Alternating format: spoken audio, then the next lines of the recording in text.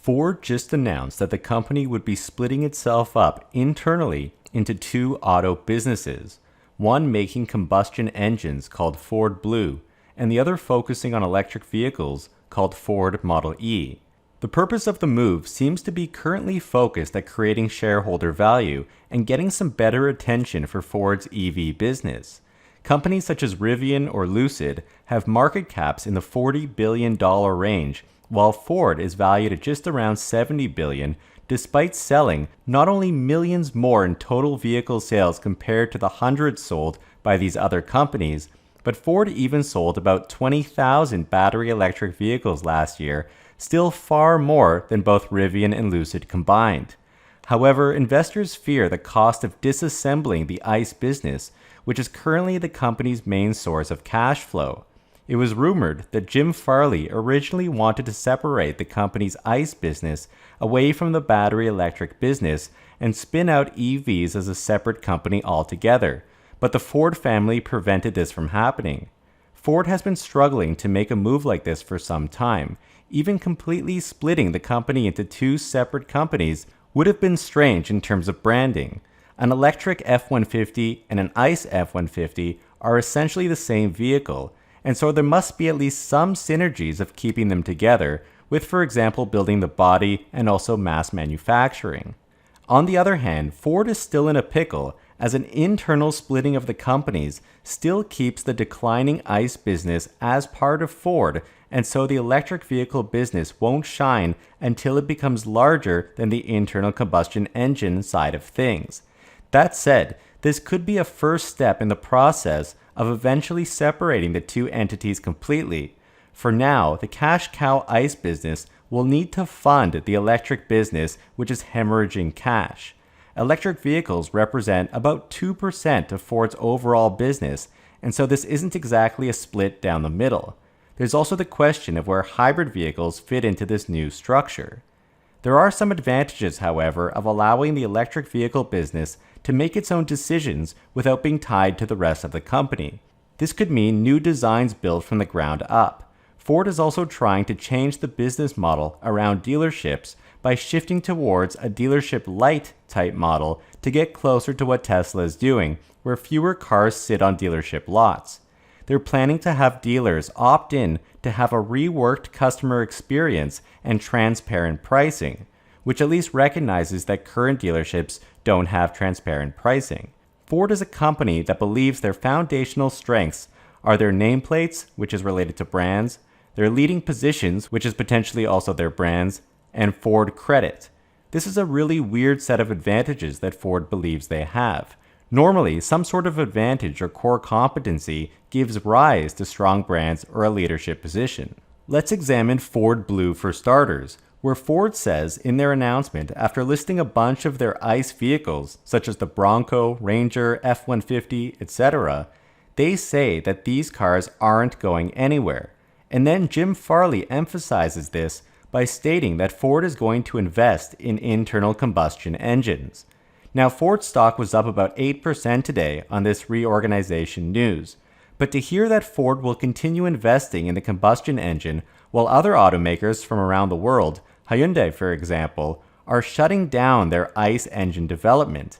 If you believe that by 2030 or 2035, it doesn't matter exactly when, but if you believe that almost all vehicles sold will be electric, then continuing to throw money away on ICE development doesn't seem like a great strategy. It's almost like Ford is making decisions based off the wrong data. Even CNBC's Jim Cramer was saying that when he spoke with CEO Jim Farley, Farley was alluding to this group of Ford buyers that just aren't EV people. They're combustion engine people, and therefore they're going to continue buying combustion engines. This might prove to be largely incorrect, and Ford is making a massive decision based on incomplete information. These so-called people that are set on only buying combustion engines simply have no alternative right now. There are no electric pickup trucks on the market, besides perhaps a few hundred from Rivian. However, the Rivian pickup is designed for outdoor adventure. It's not a truck for work or being productive, and much of this can be attributed to its small 4.5-foot bed. The number one selling pickup truck in the US has a 6.5-foot bed, And so really, only the upcoming F-150 Lightning and the Tesla Cybertruck are aiming for this massive segment. And so saying this group of people doesn't want EVs is not something that Ford knows yet. The limiting factor to production of these trucks will end up being batteries, and it's unclear where Ford will get batteries for its large truck and its van and its Mustang Mach-E from, whereas Tesla's focusing this year on not releasing any new products, but instead on scaling up its battery production. The so-called combustion engine cohort doesn't actually care about what type of engine or motor is in the vehicle. What matters is functionality and cost. And if electric trucks, which already have a big advantage in power, torque, not having to fill up with expensive gasoline, and almost no maintenance, if these vehicles outperform their gas-powered counterparts, it's simply game over. Everyone will switch. Not to mention that the combustion engine has had 100 years to improve, while the electric powertrain is already significantly more efficient and has plenty of runway to get even better. And by the way, stop using Yahoo Finance, stop using Google Finance, and have a look at our website, themarketisopen.com, where we have instant stock quotes and financial data going back 10 years, and it's all freely available. Now, looking at the Ford Model E part of the business, the Model E is the original name of Tesla's Model 3, but Ford threatened to sue Tesla, and so Tesla had to change it to the Model 3, so it's now S3, X, and Y. Clearly, Ford has no use for this brand name, and so they've named their business unit the Model E, which makes little sense. The Ford Model E Mustang Mach-E will be produced here just to add to the confusion. Jim Farley goes on to state that the two businesses, Ford Blue and Ford Model E, will drive each other, and he also says the capabilities and technologies are going to flow from one to the other business, and that's not possible for our competitors. Again, this seems backwards. First off, the competitors have already been forced to take all of their car building knowledge from the combustion side of the business and apply it to EVs. A big advantage that the EV-only companies have is that they don't need to deal with the combustion engine business at all. They can focus on EVs 100%. Additionally, having to flow information from one side of the company to the other is usually an organizational challenge. Splitting the two businesses internally will create silos. Even Elon Musk has commented on this before when he was talking about SpaceX, where he says that the product errors reflect the organizational errors. Wherever there's an interface within the company, or where one department needs to interface with another, they will never question the requirements, which you can assume are guaranteed to be wrong. And so adding this large interface within Ford may lead to more product errors down the road, and that's not something that competitors want. And Ford already seems to be struggling with ramping up and selling its electric vehicles. In Ford's February release numbers, they are a little bit misleading, saying that they sold almost 9,000 electrified cars in the month. Electrified includes hybrids, and so if you look at Ford's breakdown, they say that the Mustang Mach-E, their only electric car, delivered 4,371 units through February. Now, this is an interesting choice of words. They said through February instead of in February, meaning that their numbers include January as well.